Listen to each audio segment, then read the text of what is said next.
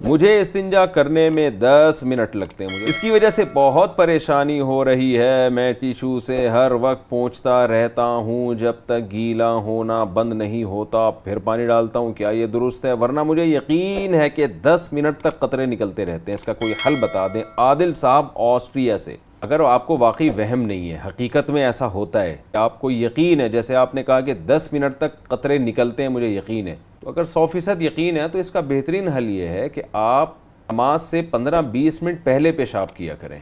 वज़ू से 15-20 मिनट पहले पेशाब से फारिग हो जाया करें। और उसके बाद आपको पता है मैं वॉशरूम में बैठा रहूँगा, कतरे निकलते रहेंगे, बैठा रहूँगा, तो वो फिर वाकई निकलते रहते हैं। क्योंकि आदमी जब दिमाग अपना एक चीज़ से हटाता नहीं है ना, तो डॉक्टर भी ये कहते हैं कि आपका जब दिमाग उस तरफ लगा रहेगा तो फिर वो कतरे आते रहते हैं।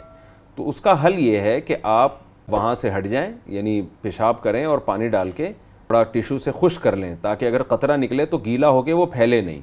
और फिर आप अपने कामों में मशगूल हो जाएं और नमाज से पहले दोबारा एक दफ़ा एहतियातन इस्तिंजा कर लें आप, ताकि जो भी 10 मिनट में कतरे वतरे निकलें तो वो जगह आपकी पाक हो जाए। और अगर आपको ये है कि अगर अंडरवेयर इस्तेमाल करते हैं तो टिशू भी रख लें, ताकि वो टिशू फेंक दें, आपके कपड़े नापाक ना हों उन कतरों से।